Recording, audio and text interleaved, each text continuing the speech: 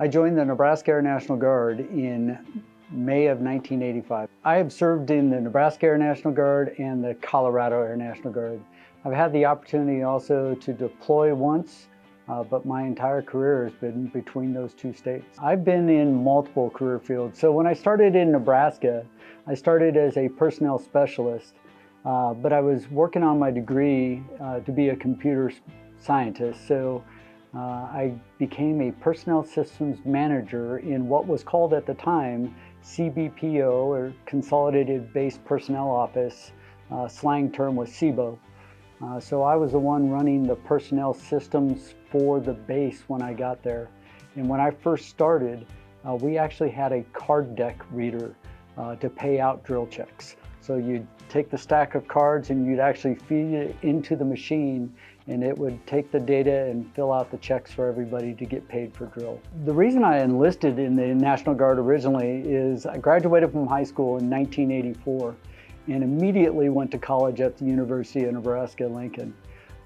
Unfortunately, I didn't do too well at the very beginning of my academic career. I was placed on academic probation, academic suspension. I wasn't going to all my classes. And my father came to me and he said, you know, Mike, when you are done dabbling in college, we'll start figuring out a way to pay for it again. But until that time, you need to figure it out on your own. Well, I was also a Boy Scout. And one of my scout leaders was a recruiter for the Nebraska Air National Guard. And he came to me and he said, you know, I got a way for you to pay for college. So I joined the Nebraska Air National Guard in '85 with the sole intention to stay in for my 4 years and then get my degree and then get out. I found my people. I found my calling, and 40 years and 6+ months, soon to be 7 months later, I'm still serving, and I've absolutely loved every minute of it. I was promoted to Master Sergeant after I joined the Colorado Air National Guard. So when I first moved to Colorado, the reason I moved is my then girlfriend got a job out here in Colorado. So I followed her out here, and a little over 33 years of marriage and 2 beautiful children later, best decision I ever made. I joined at the time it was the Mission Support Flight as a personnel specialist, and I actually was doing the enlistments, which I absolutely loved because I got to meet every new member of the Colorado Air National Guard as they came in. I got to do all their paperwork to enlist them, working with the recruiters. So that was my first job. I talked about earlier that I was in academic problems at the beginning of my career, and that's why I joined the military. Ended up going back to school, redid all the classes that I had failed before, and ended up graduating in 1997 with a bachelor's degree in computer science. Graduated summa cum laude, so made up all my mistakes from my past, and just had a phenomenal career at the Columbia College. But once I got my degree, I started looking at opportunities to continue my career. I would like to think I was the quality of airman that could have made chief, but I definitely was hoping that I'd be the quality of airman that could be an officer. So I started applying for officer positions after I got my degree. And the first opportunity I had was as the executive officer for the 137th Space Warning Squadron up in Greeley, Colorado. And the rest, as they say, is history. One of my highlights is when I actually became a space and missile warning operator.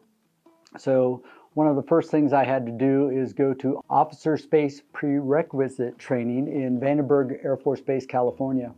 And went out there, and it was so exciting to me that I just took every opportunity I could to study. I led study groups, and I actually ended up graduating with 100% overall academic score. Never missed a question on any of the quizzes, never missed a question on any of the tests. So that was a lot of fun for me. The other one was deploying. So I had an opportunity to deploy to Ali Al Salem, Kuwait as a logistics specialist. And the people there were phenomenal. Long days, hard days, but great opportunity. Got to fly into Iraq multiple times on Black Hawk helicopters and fob hop and visit all of our airmen and soldiers that were actually up there. So one of the best experiences in my life. So I've had so many opportunities. I've had so many great mentors that have always, looked out for not only my career, but mentored me on how to be a good person, good officer, good airman. And I've taken those skills and hopefully shared them with other members of the Colorado Air National Guard. So just having that time in service has truly been a blessing, and I hope I've given more back than I've received, but gosh darn, I have received a lot. Take care of your fellow airmen. Take care of each other, your teammates, your boss, the people that work for you. Is if you are taking care of them and not focused on yourself, you're focused on everybody else around you and focused on the job, great things will happen. When you start focusing on yourself is when you start missing those opportunities to help other people with their careers and to make sure that you're accomplishing the mission. So I think take care of each other would be my number one.